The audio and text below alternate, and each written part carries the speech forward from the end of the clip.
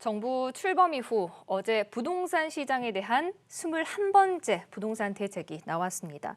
세도 너무 세다, 이런 평가가 지금 나오고 있는데요.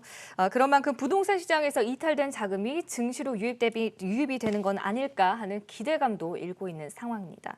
오늘은 이 두 가지 문제를 함께 알아보는 시간을 마련했습니다. 한국경제신문 한상준 논설위원과 함께하겠습니다. 어서 오세요. 네, 안녕하십니까. 네, 또 본격적으로 이 이야기를 나눠보기 전에 간밤에 마감됐던 뉴욕 증시 흐름은 좀 어떻게 보셨습니까? 네, 주가가 이번에 이렇게 오늘 하락되기 전에 다우존스 지수가 3일 연속 반등했죠. 반등하니까 한 175포인트 이렇게 하락되는 상황에서 월가 평가는 네. 사실 그렇게 우려하는 시각은 아니고요. 아름다운 조정이다 하는 이런 표현을 쓰고 있다 이렇게 됐습니다. 아무래도 자연스럽게 조정이 되는 이런 상태고요. 어제 상원에서 파월 의장이 증언했습니다는 오늘도 사실 경기 회복이라든가 이런 기조에서는 크게 이렇게 변동이 없고 오히려 시장에서 해석될 때 어제도 이제 똑같은 내용에 대해서 굉장히 경기에 대해서 불확실함을 얘기한 거였습니다. 이렇게 얘기하는 시각인데 반해서 증시는 올라갔었죠. 네. 네, 그런 쪽에 시장에 이렇게 경기 불안으로 이렇게 해석될 수 있는 이런 쪽의 발언을 오늘 하원에서는 굉장히 신중하게 발언했다 이렇게 보시면 되겠습니다. 그런 것이 이제 시장의 장 초반의 주가를 이렇게 끌어올렸던 배경이고요. 아무래도 지금 주가 상태에는 미국도 다우존스 지수 기준, 그다음에 오늘 나스닥 지수 같은 경우는 장중에 이렇게 9,910까지 이렇게 거의 10,000가지 가지 않습니까? 아시겠습니다는 이 상태에선 차익 매물은 당연히 나오는 거겠죠. 그래서 사실 크게 이 차익 매물에 대한 이런 차익 매물을 뚫고 대형의 호재가 이렇게 발생하지 않으면 장 후반에는 차익 매물이 실현된다 이렇게 보이겠습니다. 이런 상태다 이렇게 보이겠습니다. 근데 주가의 하락폭이 상당히 좀 적죠. 한 175포인트 이렇게 되는 상태에서는 아무래도 이제 종전에 대비해서는 미국도 로빈 후드라 하는 우리 얘기로 하면 개인 이렇게 동학개미의 비중이 상당히 높아졌거든요. 네. 근데 이제 기관 투자가 비중이 높을 때는 주가가 이렇게 조정을 받을 땐 큰 폭으로 조정되죠. 왜냐하면 기관 투자가들은 서로 정보를 연계하고 이렇게 되기 때문에 올라갈 때는 이렇게 올라갑니다는 내려갈 때도 기관 투자가들이 동시에 이렇게 내려다 보니까 미국 증시가 이렇게 거의 붕괴되는 이런 모습인데요. 개인 투자가들은 서로 소셜 네트워크가 서로 연결돼 있다 하더라도 아무래도 좀 서로 엇갈리는 분위기거든요. 그래서 주가가 상당히 수요 기반이 대중화되어 있기 때문에 사실 엇갈리는 상황에 주가 하락폭이 그렇게 크지는 않다 이렇게 보겠습니다. 이런 것도 종전에 대비해서 우리나라 입장에서는 동학개미라든가 그다음에 미국에서는 로빈 후드라든가 미국판 동학개미죠. 그리고 미국 이 동학개미의 비중은 한국과 미국을 많이 꼽고 어제 조선일보에서도 나오고 있습니다는 사실 베트남이라든가 중국이라든가 전 세계에서 개인 투자가들의 비중이 상당히 높아진 이런 사회거든요. 개인 투자가의 비중이 높을 때 일반적으로 주가가 상승세를 탔을 땐 상승폭을 끌어올리고 그다음에 하락폭은 상당히 제한된다. 이런 특성을 갖고 있다 이렇게 보겠습니다. 그런 것이 오늘 미국 증시의 모습에서 나타난 것이 아닌가 생각합니다. 역시 오늘도 트럼프 대통령이 추가 경기 부양 얘기가 나왔습니다. 그래서 대선에 전념하는 트럼프 입장에서는 이달 말에 이렇게 되는 많은 이렇게 코로나 전문적인 기관의 경고에도 불구하고 대중 연설을 할 거렇게 보이는데요. 여기서 획기적인 하나의 대선을 이렇게 엎을 수 있는 초반에 이렇게 조 바이든을 엎을 수 있는 이런 경기 부양책 이게 나오지 않겠냐 생각합니다. 근데 지금 상태에서는 두 가지 시점이지 않냐 생각합니다. 하나는 국민들의 저소득층에 고용을 증대시키고 저소득층에 사실 상당 부분에 있어서는 생활을 하는데 불편함이 없을 수 있는 그런 쪽에 경기 부양에 초점이 맞춰지지 않겠냐 생각하고요. 대외적으로 보면 중국과의 이렇게 관계 개선. 이제 오늘 이렇게 일부 언론에서는 중국과의 관계를 모색하고 있다 하는 이런 쪽의 얘기 나오고 있는데요. 대외적으로 보면은 지금의 미국의 경기라든가 정치를 끌어올릴 수 있는 방안에 있어서는 역시 중국과의 관계 개선이거든요. 네. 오늘 아침에 속보로 연합뉴스에서 이렇게 TV에서 이렇게 보면은 중국과 관계가 온전한 관계로 모색되겠다 하는 것이 지금 이렇게 흘러나오고 있거든요. 이런 쪽의 대중연설에서 나오지 않겠나 이렇게 예상되고 있습니다. 그리고 또 하나는 사실 경기의 저점에 대해서 월가에서 상당히 관심이 있는데요. HS 매학회에서 사실 경기 저점에 대해서 나왔죠. 이렇게 자막을 한번 보겠습니다. 워낙 시청자분이 관심 있는. 그래서 HS 마켓에서 코로나의 경기 침체가 4월에서 5일에 그친다. 2개월에 그친다. 이게 그레이트 브레이크다운의 성격을 그대로 갖고 있다 이렇게 됐습니다. 격리시키니까 경제가 수주로 떨어진다 이렇게 됐습니다. 그런 과정에서 이번에 그 경기 침체는 2개월 정도에 그치겠다. 그러면 이것이 전 세계에서 보면 가장 짧은 경기 침체에 그치지 않겠느냐.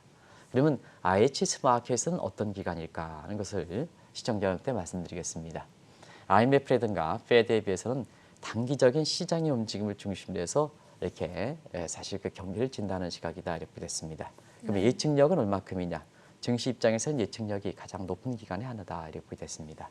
그런 차원에서 보면 경기 침체가 4에서 5월에 그친다, 2개월에 그친다 하는 것은 역사적으로 가장 짧은 때가 시청자 여러분 기록해 주시겠습니다는 1979년 제2차 얼쇼크 이후에 그 얼쇼크이 1980년대에 이렇게 경기 침체를 가져왔거든요. 그때의 그 6개월에 그쳤던 것보다 더 짧아진다 이렇게 이제 보시면 되겠습니다. 그리고 우리가 또 이제 마크업 스위치 모델이라든가 이런 걸 국면 전환 모델을 해서 월별 지표로는 5월 달이 될 것이다 하는 것을 이렇게 3월부터 이렇게 말씀드렸습니다는 IH 마켓에서는 경기의 저점이 5월 달이 될 것이다 하는 측면이 지금 저 주가가 미리 반영하니까 3월 중순서부터 사실 주가가 우리 같은 경우는 코스피가 한 50%, 미국 같은 경우도 45% 정도 끌어올린 배경이 이렇게 이런 관점에서 들어맞는다 하는 것을 말씀드리겠습니다. 네. 어제 정부는 이제 강도 있는 부동산 대책을 발표를 했는데 그 내용부터 좀 함께 좀 살펴보도록 하죠. 예, 지난주에 그 서울 집값 상승세에 대해서 이게 증시에 대해서 온통 얘기할 때 우리가 그 문제를 좀 짚어봤습니다. 네. 아무래도 현 정부의 그 타겟 지역에 집값이 불안하면 조만간 부동산 대책이 나오는 것이 관행이기 때문에 미리미리 준비하십사 하는 차원에서 서울의 그 집값이라든가 이상 조짐을 좀 말씀드린 적이 있는데요. 역시 그 어제 그 정부가 현 정부 들어서 21번째 부동산 대책을 발표했습니다. 이 통상적으로 보면요, 이 부동산 대책 같은 경우는 이 경제 주체들이 적응하는 기간이 있어야 되고, 그다음에 부동산 대책은 증시라든가 이런 대책까지 국민의 대중화적인 가장 국민 전체가 관심을 가지고 있기 때문에 숙지 기간이 있어야 되거든요. 숙지 기간을 감안해 볼 때는 아무리 짧아도 부동산 대책은 시차가 한 6개월 정도 된다 하는데요. 지금 그렇다고 본다면 현 정부 출범이 이렇게 지난 5월 10일 날 기점으로 해서 만 3년이 됐으니까 가장 적정한 시점에 적정한 부동산 대책은 이렇게 6번 정도다 이렇게 이제 보시면 되겠는데요. 21번이니까 사실 이렇게 방송 전에 우리 김윤성 PD께서는 부동산 책이 이렇게 많이 나오는데 뭐가 뭔지 모르겠습니다. 사실 이게 뭐가 뭔지 모르겠은가 국민 전체적인 분위기가 아닌가 생각합니다. 그래서 지금 오늘 그 새벽에 언론에 그 뿌려진 걸 보면 하루 건너씩 부동산이 내었다. 물론 극단적인 비판입니다는 사실 하루 건너씩 부동산 대책이 발표했다. 그래서 일부 사람은 부동산 대책을 발표는 어제 이름은 밝히지 않겠습니다. 이렇게 책임자께서도 지금까지 21번의 부동산 대책을 다 숙지하고 있을까? 시청자를 한번 같이 그 궁금증에 대해서 한번 좀 생각해 보시기 바랍니다. 아마 모르긴 몰라도 사실 다 알고 있을 거로 저는 이렇게 한번 생각해 보겠습니다. 그러나 시청자분한테 확실하게 얘기하지는 못했습니다. 근데 21번에 걸쳐서 부동산 대책을 나왔습니다. 그리고 어제 부동산 대책은 특정 지역에 여러 가지 이렇게 돼서 대체로 보면 세도 너무 세다 이런 얘기죠.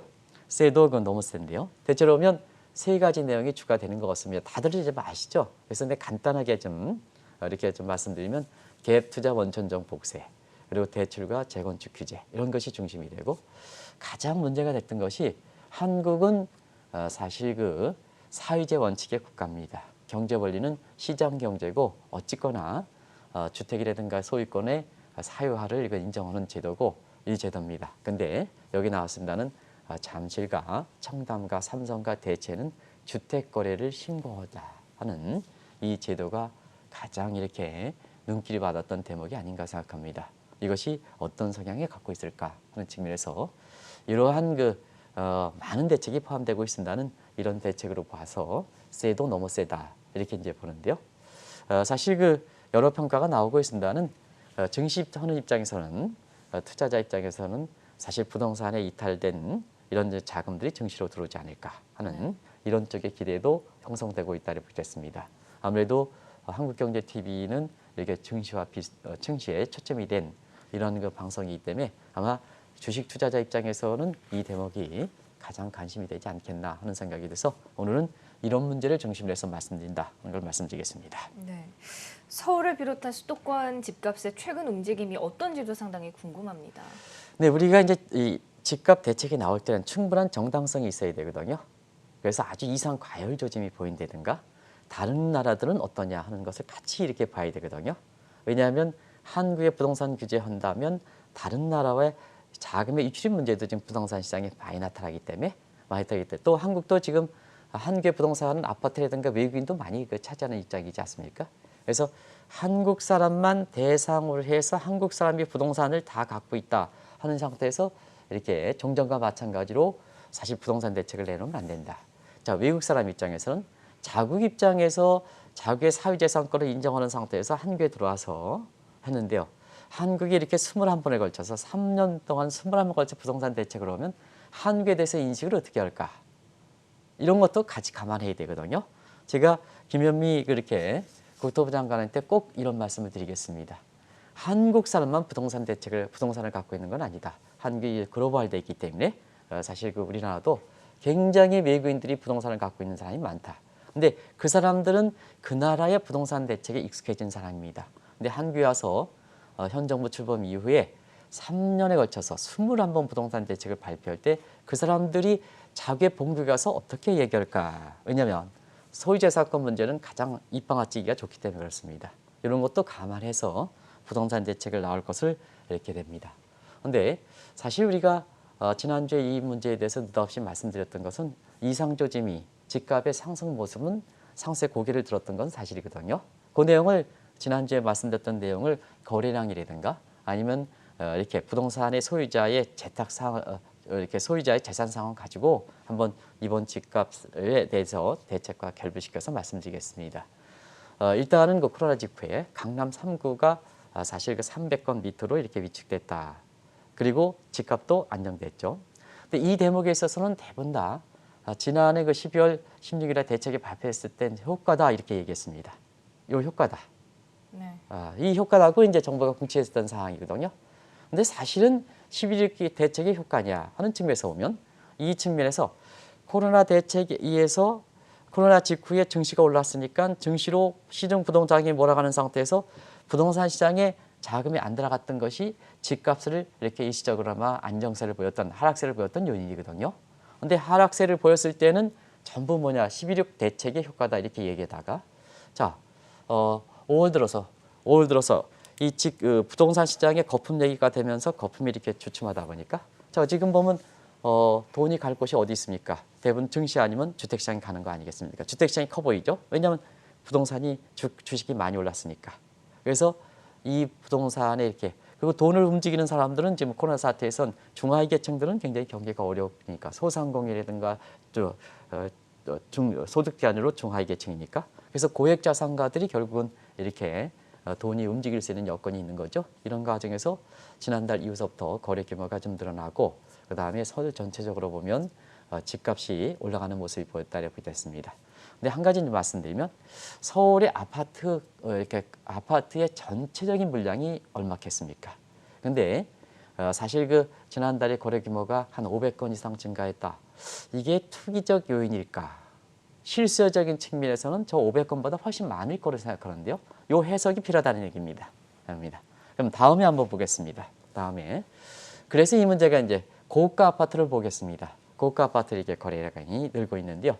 고가 아파트 이게 이제 고액 자산가들이 주가가 쭉 올라서 주가가 이 고평가 역배가 됐을 때 주택 시장이 이렇게 그동안 하락세를 보였으니까 보이니까 지금 돈을 움직일 수 있는 사람은 누굽니까? 결과적으로 보면 사실 이렇게 코로나 사태에서 중하위 계층 소상공인 더 어려우니까 이 사람들이 뭐 주택 시장으로 연기했습니까? 그래서 고가 아파트 이렇게 하락을 주도했던 이런 우리가 얘기했던 플렉스 세력들 플렉스 세력들이 이쪽으로 이동하는 과정에서 이렇게 강남의 집값이 이렇게 올라가는 모습을 보이고 이것이 일부의 비규제 지역으로 하남이라든가 인천이라든가 세종이라든가 이런 쪽으로 좀 이전되다 보니까 정부 입장에서도 이번에 부동산 대책이 나온 것이 아닌가 생각합니다. 네. 그래서 사실상 중하위 계층으로 보면 부동산 대책이 나오면 더 실질적인 측면에서 더 피해를 많이 보는 이런 부동산 움직임이고요. 그 다음에 사실 고가 아파트, 그 다음에 이런 거를 보면 부동산 대책이 선제적 측면에서 나올 수 있는 이러한 필요성의 양면성을 갖고 있다고 보겠습니다. 그러면 우리 국민들 입장에서는 어느 지역이 더 많이 있을까 하는 측면에서 보면 대체로 플렉스 세력들이 지금 몇 프로냐, 몇 프로냐, 우리 국민 전체에서 몇 프로냐. 지금 지방의 그 부동산 같은 경우는 빈 거래가 많아서 시카고 공포까지 우려되는데 하는 측면에서 사실 특정 지역을 중심에 나타나는 모습, 특정 세력 중심에서 나타나는 문제에 가지고 집값의 이렇게 부동산 대책을 21번째 내다 보니까 여기에 따라서 대다수에 있는 사람들, 대다수의 실질적인 측면에서 있는 사람들 같은 경우에는 자기가 실제 여부와 관계없이 해도 넘어오는 게 아니냐 하는 이런 얘기가 나온다고 보겠습니다. 네. 그렇다면 이제 증시에 이어서 주택시장에도 훈풍이 부는 이유에 대해서도 뭐 많이들 감을 잡으시긴 하셨겠지만 좀 함께 짚어주시죠. 네, 주택시장이 사실 지난달 이후부터 이렇게 바람이 불었던 것은 왜냐하면 증시 쪽으로 자금 들어가는 게 고평가되면서 이 주택시장에 들어갔던 거죠. 그래서 기본적으로 보면 지금 돈이 많다 이렇게 보시면 되겠습니다. 그런데 이제 문제는 정부가 부동산 대책에서 나오고 있습니다는 그러면 돈이 많았던 게 왜 그럴까 하는 것을 국민 입장에서 이해가 되지 않는다는 얘기거든요. 물론 코로나 사태라는 특수한 환경을 갖고 있습니다는 지금까지 뭐냐 부동산이 안정을 찾았던 것이 11.6 대책이다 이렇게 이제 공치했던 입장에서 자 코로나 사태 위에 정부에서 뭐냐 전부 준다 지원한다 푼다 이런 얘기뿐이 없었지 않습니까? 기본적으로 이것이 통화공급 차원이든 아니면 재정사업에서 자 준다 그다음에 지원한다 푼다 이렇게 해서 보니까 기본적으로 시중의 유동성이 많아졌다 이렇게 됐습니다. 여기에 은행들이 뭐냐 코로나 사태 이후에 굉장히 이렇게 수익성이 지금 악화되다 보니까 이제 빈자리를 찾는 거죠. 자 강남이라든가 이런 측면에서는 이렇게 사실 그쪽 지역이 주택담보에서 은행의 수익이 비중이 많이 차지하고 있는데요. 그쪽 분을 이제 조이니까 사실 비규제 지역으로 대출을 밀어내는 거죠. 은행 부분이 왜냐 수익성을 코로나 사태에서 사니까. 그래서 은행에 밀어내기 하는 측면에서 보면 이 주택의 실수요적인 측면에서의 이렇게 전분 피해를 받아야 되느냐 하는 측면에서 보면 정부가 푼다, 준다, 지원한다, 돈 많이 공급하고 은행 부분이 수익성 보전 차원에서 정부가 규제 지역은 이렇게 수익성 떨어지다 보니까 비규제 지역으로 대출을 무리하게 확대시켰거든요. 그래서 가계담보 대출이 주담보 대출이 늦어졌지 않습니까?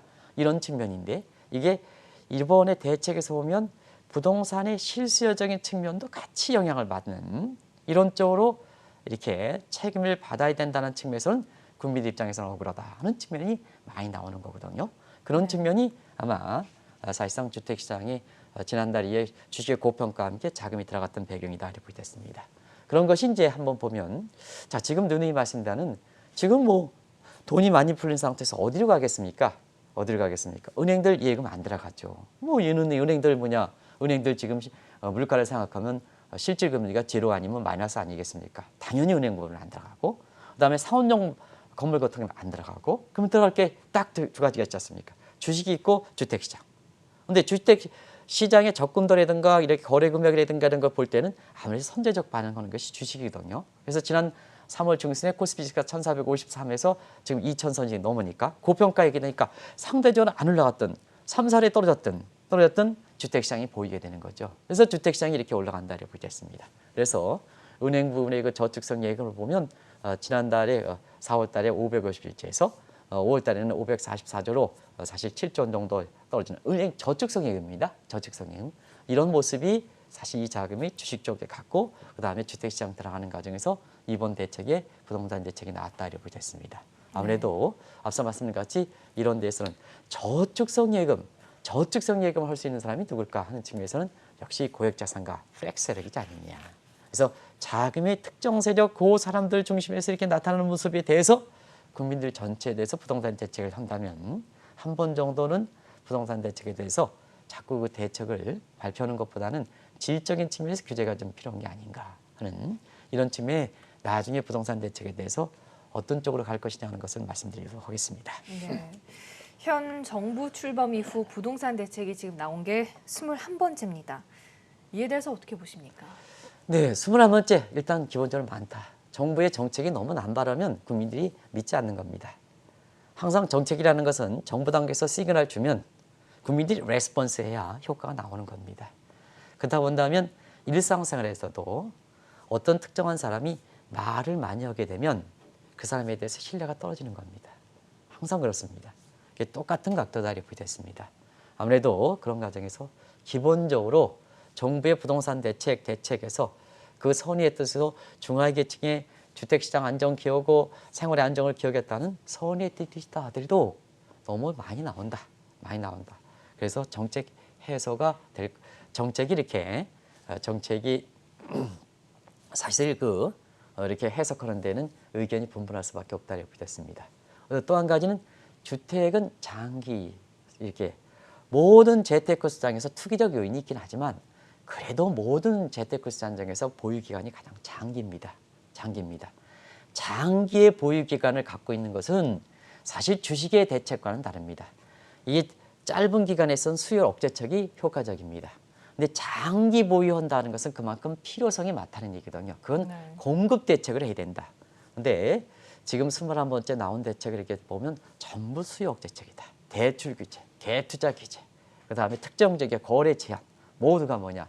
결과 공급 대책도 일부 있긴 합니다는 수요 억제책이다. 이게 부동산 대책의 성격에서 보면 다른 재테크 수단과 달리 이런 부분을 한번 보실 필요가 있다는 걸 보겠습니다. 그러다 보니까 수요 억제를 이걸 하다 보니까 기본적으로 부동산 대책, 특히 주택시장 같은 경우에는 공급 확대 정책, 수요가 있으면 공급을 확대시키는 정책이었어야 되는데요. 이걸 그렇지 못했다 이렇게 됐습니다. 또 한 가지는 모든 정책에서 선제적 대책이 있고 그 다음에 사후적 대책이 있습니다. 근데 부동산 대책은 그 거래 규모가 우리가 보면 뭐 이렇게 규제한다 해서 전세 자금만 하더라도 3억이지 않습니까? 1,300이지 않습니까? 그런 과정에서 주식 양도채액도 3억인데요. 양도 3억이라 안 되는데요. 그 3억인데요. 일단은 그 자체가 굉장히 큰 규모거든요. 부동산은. 그래서 이 선제적으로 대응하는 것이 굉장히 중요하다. 선제적인 대책을 하면 지금의 부동산의 미묘한 흐름이라든가 이런 게 아주 전문가 부동산 대책의 책임자를 앉혀 있으면서 이 대목에서는 아주 선제적 대책을 해야 사후적으로 정책의 비용이 이렇게 적어질 수 있다는 걸 말씀드리겠습니다. 근데 지금까지 보면 대체로 뭐 이상 조짐이 보여? 그러면 또 대책. 또 여태서 이렇게 풍선효과에서 저쪽으로 가 하면 아주 이렇게 사실상 그 시장의 움직임을 쫓아가는 사후적 대책이 대부분이거든요. 그러다 보니까 이런 용어들이 나오죠. 오늘 언론에 쭉 보면 두더기 잡기시다. 저는 이게 뜻이 정확히 못 들겠습니다. 풍선효과다. 이 풍선효과는 저는 알겠습니다.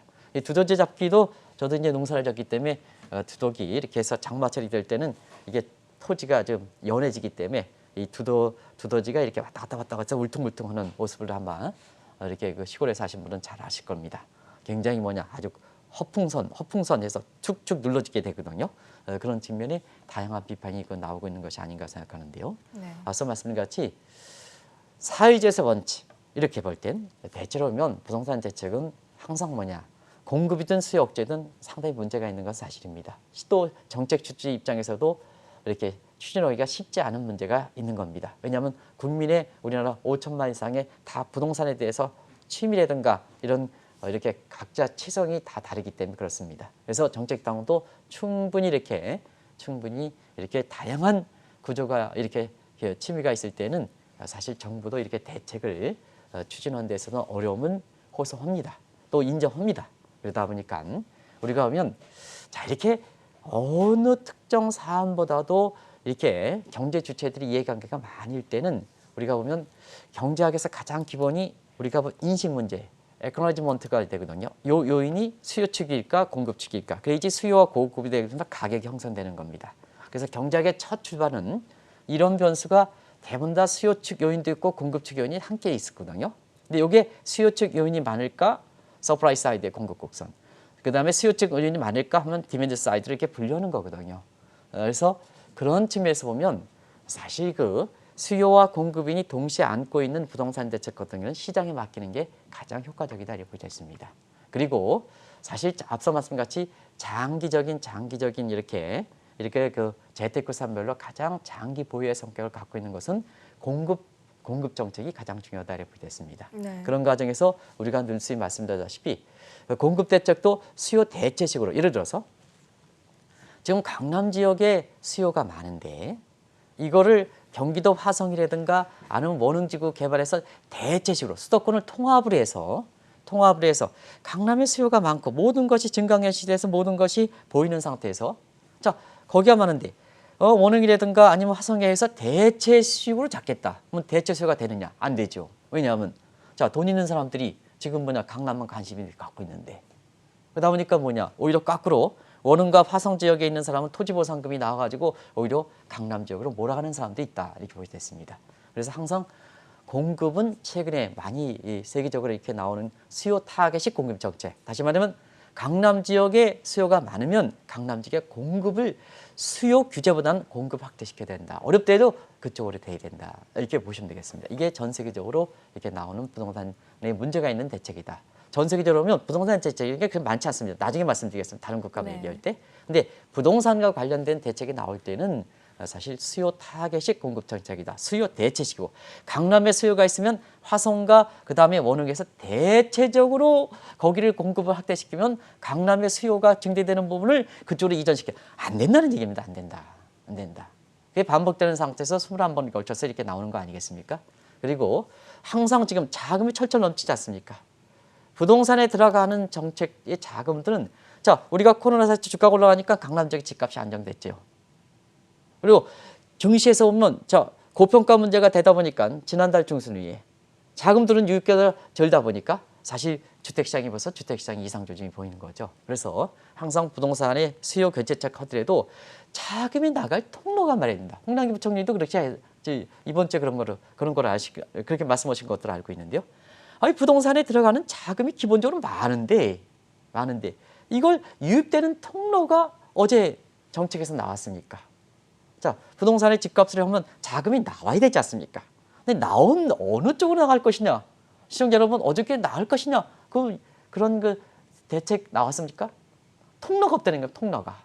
그러면 부동산에 대해서 누르면 풍선 효과 나오는 거죠. 그러면 벌써부터 그래 규제 지역에 비규제 지역으로 확대돼 그러면 다른 또 비규제 지역으로 간다는 얘기 아닙니까? 벌써부터. 그래서 지금은 기본적으로 전세로 돈이 많은 상태에서는 자금에 이렇게 나올 수 있는 통로를 대안책을 마련해 주는 것이 그 대책에 대해 수요 규제책이 할 때 일반대로 할 때는 그 효과가 높은 거다 하는 걸 말씀드리겠습니다. 네. 사실 총선 이후에는 이제 뉴딜 정책을 통해서 경제 살리기에 상당히 좀 심혈을 기울이는 분위기인데 이럼에도 불구하고 주택 시장을 지금 이렇게 강도있게 누른다라는 건 문제가 네, 이 있는 대목도 사실 엇박자가 나는 거죠. 총선 이후에 시청자 여러분 아시겠지만 뉴딜 정책, 그린 뉴딜 정책에서 정부가 경기에 부양한다. 남북 관계 지금 어렵지 않습니까? 나보니까 어쨌든 여러 가지 목적에서 지금 경기를 좀 부양시킨다 해서 뉴딜 정책을 아주 강조하고 있습니다. 근데 이 뉴딜 정책을 보면 재원이 있습니까?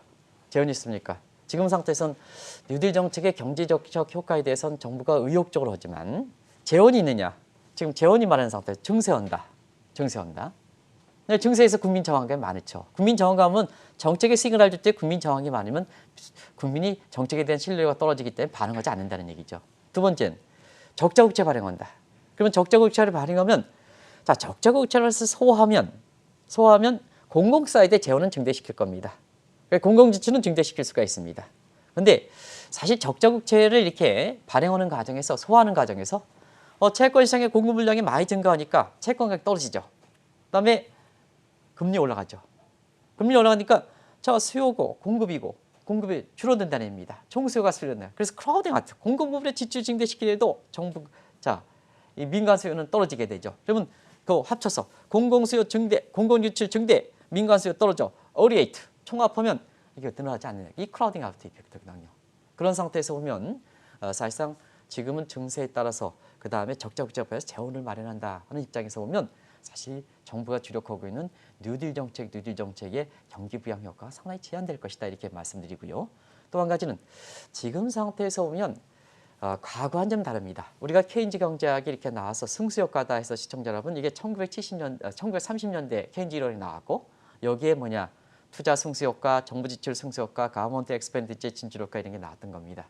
근데 그때 당시에 미 의회에 있었고요. 1930년대만 하더라도 정부 지출에 이렇게 경기 부양 효과 3.6배 정도 나왔습니다. 지금은 1.3배뿐이 안 봅니다. 누수 효과 때문에 여기서 재정 지출의 보편적 성격을 갖고 있는 겁니다. 그리고 또 한 가지는 적자 국채를 발행할 때는 지금 가뜩이나 국가 채무 논쟁이 있는데요. 국가 채무도 증대시킨다. 그래서 대외적으로는 한국처럼 대외 의존도가 높은 입장에서 대외 위상이 대외 시각이 이렇게 큰 상태고 또 국내 정시라든가 외국인의 차지할 비중이 큰 점을 감안해 볼 때 한국에 대해 해외 시각도 흐트러지는 측면도 있거든요. 그렇다고 본다면 자 경기 부양을 시켜야 되는데 그린 정책이 내지는 그린 뉴딜 정책이 경기 부양 효과가 적다 보면 자 지금 경기 부양에서 가장 효과적인 정책이 뭘까 하는 측면에서는 한국은 뭐냐 아파트 가격이거든요. 그래서 제가 아파트 가격 하락에 따라서 나오는 자산 효과를 한번 봤습니다. 물론 비대칭성을 갖고 있습니다. 이건 시청자 여러분 그러면 이제 거꾸로 생각하시면 되겠습니다. 부동산 가격이 상승하면 저만큼 자산 효과가 늘어난다는 얘기입니다. 이렇게 보면 자 한국은 아파트 가격 하락에 따라서 소위 역자산 효과를 하는 경기 하락 침체 효과가 가장 큰 국가입니다. 그래서 요거 연구자들이 이렇게 자산 가격 하락에 따라서 나왔기 때문에 그대로 얘기하겠습니다. 그러면 이제 거꾸로 한번 생각해 보겠습니다. 자, 정부가 지금 집값 상승에 따라서 바로 뭐냐 지금 대책을 했는데요. 한편에서 경기 부양 효과가 크다. 그 경기 부양의 그린 정책이 니들 정책이 추진한다. 근데 요 아파트 가격 상승에 따라서 경기 자산 효과가 우리가 가장 크거든요. 그러다 본다면 자 지금 상태에서는 한편에서는 뉴딜 정책 추진하고 그것도 증세라든가 이런 투어서 적자 국채 방향에서 무리하게.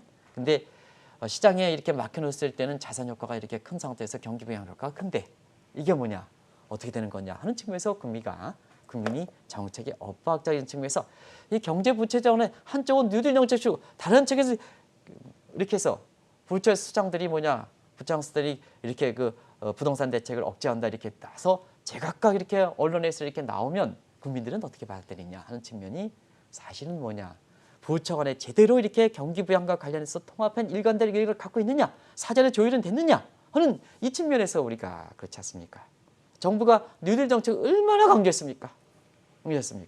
근데 지금 와서 경기 부양 효과가 가장 큰 이쪽은 또 다른 사람이 부양을 한다 하는 측면에서 억제한다 하는 측면에서 국민들 입장에서는 잘 정책은 제대로 부처 간에 조율이 됐느냐 하는 측면에서 캐션을 그린다 이렇게 봤습니다. 네, 다른 국가들의 주택 시장 움직임과 또 대책들은 어떤가요? 다른 국가들은 대부분 다 부동산이 경제 활동 재개하고 주식의 고평가 여부에 따라서 우리랑 똑같습니다. 그래서 중국이라든가 미국이라든가는 집값이 좀 상승하고 그다음에 중남미 국가들은 집값이 지금 코로나가 번창하기 때문에 다만 다른 국가들은 부동산 대책이 있느냐 증시 대책이 있느냐 하면 다른 국가들 시청자 여러분 부동산 대책, 증시 대책 들어보셨습니까? 선진국에서 들어보지 않습니다. 그래서 대부분 다 경기 대책의 일환으로 부동산 대책, 주식 정책을 본다고 됐습니다. 그래서 지금 코로나 사태에 미국에서 나오는 거 보십시오. 미국에서 나오는 거 보면 증시를 부양한다 합니까? 대부분 부동산 부양한다 아닙니까? 경기를 활성화시키겠다는 얘기죠. 그래서 기본적인 토대는 경기 부양적인 측면이다. 이것이 반영돼서 주식과 부동산 이렇게 보시면 되겠다. 이게 시장의 기능입니다. 그런 측면에서 자 우리는 경기는 뉴딜 정책으로 하고 한편에선 경기 부양 효과가 큰 부동산을 억제시키겠다 하는 이 측면인데요. 지금 경기 대책 대비해서 부동산 대책이 어디가 더 정부 입장에서는 더 주력할까? 경기 대책을 발표는 부총리와 그다음에 이 부동산 대책으로는 김현미 장관. 시청자 여러분 누가 센지 시청자 여러분한테 판단에 맡기겠습니다. 네. 그게 그렇다 이렇게 보셨습니다. 네, 그렇다면 이런 부동산 이탈 자금이 증시로 유입되는 효과에 대해서는 어떻게 보세요? 사실은 시간이 많이 지났네요. 그냥 자막을 통해서 말씀드리겠습니다. 다 지났기 때문에 간단히 좀 말씀드리겠습니다. 아직 정책을 발표하지 않았습니다는 우리 한국은 이제 거래소와 주식 양도책의 동시부가 이게 문제가 됐었죠. 하나만 좀 폐지해달라. 해야 된다. 그리고 또 한 가지는 이제 양도차익관에서 연말에 올해 말까지 3억 이하의 주식 양도차익 과세 문제. 이게 이제 그동안 거래죠. 다음 장을 보겠습니다. 이번에 이제 정부가 증시와 관련된 세제를 이렇게 보면 아직 확정 발표되지 않았습니다는 사실 지금 나오는 상태죠. 그래서 증시 세제 대책 관련해서는 이 거래세와 그다음에 양도차익 절충하는 문제가 됐죠. 그래서 거래세는 인하한다. 폐지는 안 하고 그다음에 2020년 또 3억여 억 모든 주식에 대한 양도세를 가세한다. 근데 여기서 지금 정부가 굉장히 세심한 정책, 증시에서 세심한 정책을 했다는 것은 뭐냐? 비교적 국회에서 보면 김무순 장관이라든가 이런 사람이 증시에 밝은 사람이 있습니다. 밝으신 분이 있습니다. 그래서 손실분을 감안해서 주식의 양도 차익을 하겠다는 얘기입니다. 이 대목은 굉장히 이렇게 세심한 정책이지 않냐 생각합니다. 그래서 전반적으로 보면 아직 확정 발표되지 않고 있습니다. 지금까지 나온 대책은 증시에 우호적이다 이렇게 됐습니다. 그래서 이번에 부동산의 강도 있게 이렇게 규제 정책에 대해서 요 이탈된 자금이 증시 쪽에 우호적 정책으로 이렇게 나온다면 사실 유지되지 않겠냐 해서 주식 투자자 입장에서는 지금 요 대목이 가장 관심이 되고 있다. 부동산 이탈 자금이 증시로 유입될까 여부인가. 그래서 주가의 추가 상승 여부 이런 게 관심이 되고 있다 이렇게 됐습니다. 네, 어제 상당히 강도 있는 부동산 대책이 발표됐습니다. 그런 만큼 이런 정책들이 우리 현재 경제 상황과 또 증시에는 어떤 영향을 미칠지 함께 도움 말씀 들어봤습니다. 한국은행신문 한상준 논설위원의 도움 말씀이었습니다. 고맙습니다. 네, 고맙습니다.